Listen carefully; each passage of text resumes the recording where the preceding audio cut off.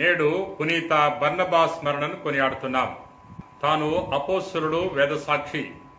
యేసు ప్రభు చేత ఎన్నిక చేయబడిన 12 మంది అపోస్తలుడు ఒకడు కాకపోయినా తాను అపోస్తలుడుగా పిలువబడుతున్నాడు. ఎందుకంటే తాను చేసిన గొప్ప సువార్త సేవ వల్ల ఈ బిరుదును పొందుకున్నాడు. ప్రియా మిత్రులారా, బర్నబా ధనిక యూదుడు.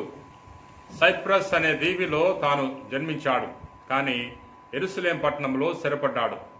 యెరూషలేములో ఉన్న గమాలియేలు వద్ద విద్యను అభ్యసించాడు.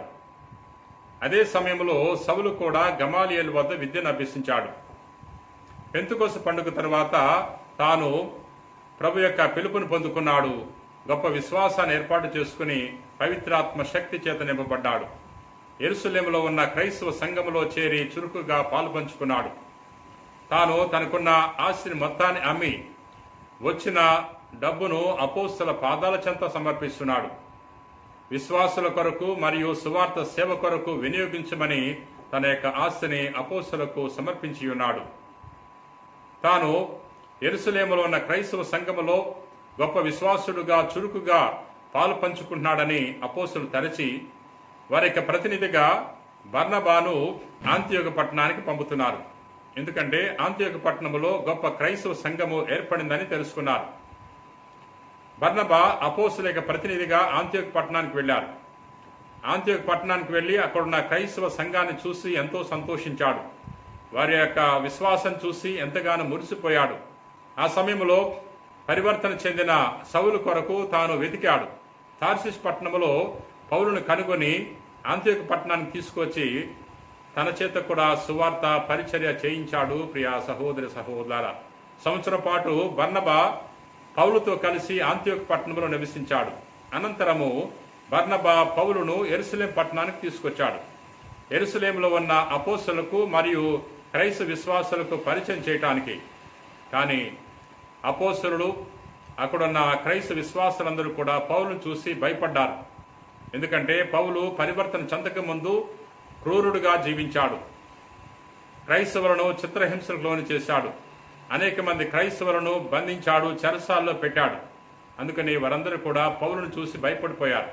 కానీ బర్నబా వారికి తెలియజేశాడు, తాను పరివర్తన చెందాడని, క్రీస్తు యొక్క పిలుపుని పొందుకున్నాడని, తాను పూర్తిగా మారిపోయాడని, క్రీస్తు కొరకు, క్రీస్తు యొక్క సందేశం కొరకు తాను అంకితమయ్యాడని అపోస్తలకు తెలియచేసి ఉన్నాడు. ప్రియా మిత్రులారా, పౌలు అపోస్తలతో కలిసి కొన్ని రోజులు జీవించడం ద్వారా వారి ద్వారా ప్రేరణ పొందుకున్నాడు. సువార్త సేవ మరింతగా చేయాలని తాను ప్రేరణ పొందుకుని అనేక ప్రాంతాలకు, పట్టణాలకు వెళ్లి సువార్తను బోధించి ఉన్నాడు. బర్నబా గారు పౌలుతో కలిసి మొదటి మిషనరీ జర్నీలో పనిచేశాడు. సైప్రస్ దీవిలో మరియు ఏషియా మైనర్ ప్రాంతంలో అనేక పట్టణాల్లో, గ్రామాల్లో సువార్త సేవ చేసి ఉన్నాడు.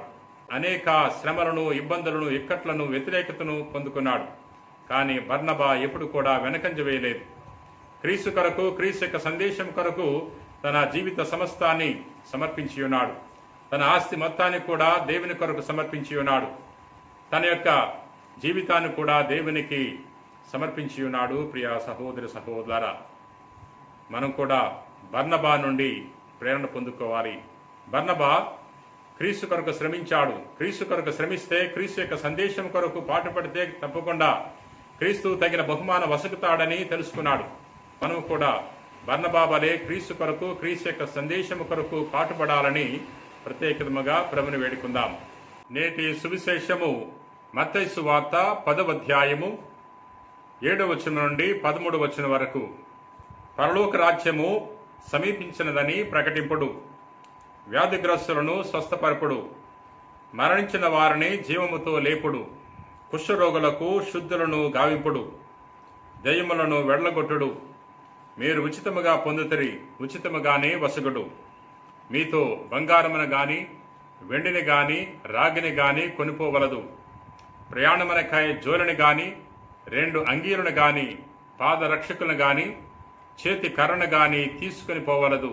ఇలయనా పనివాడు తన భత్యమునకు అర్హుడు.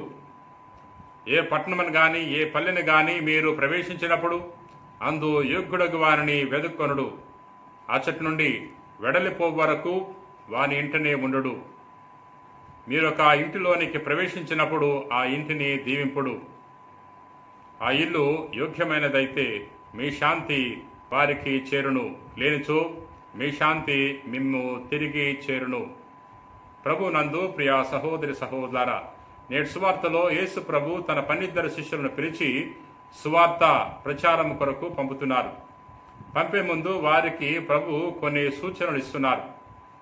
వారు పట్టణాల్లో గ్రామాల్లో ప్రవేశించినప్పుడు ఈ విధంగా వారు ప్రచారం చేయాలని తెలియజేస్తున్నారు.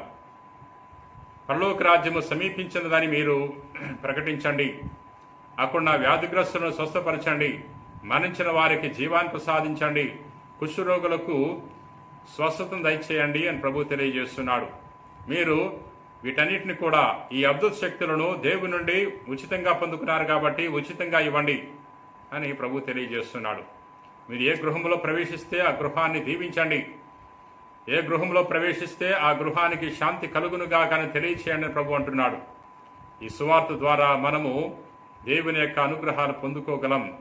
ఈ సువార్తికుల ద్వారా దేవుడు మనకు అనేక వరప్రసాదాలను దయచేస్తాడు. ప్రియా సహోదరి సహోదర, పునీత బర్నబా స్మరణ కొనియాడుతున్న తరుణములో బర్నబా ఏ విధంగా అయితే ప్రేరణ పొందుకుని పవిత్రాత్మ శక్తి చేత నింపబడి సువార్తను ప్రకటించాడో అదే విధముగా మనము కూడా సువార్త ప్రచారము కోసం పూనుకోవాలి ప్రియా మిత్రులారా.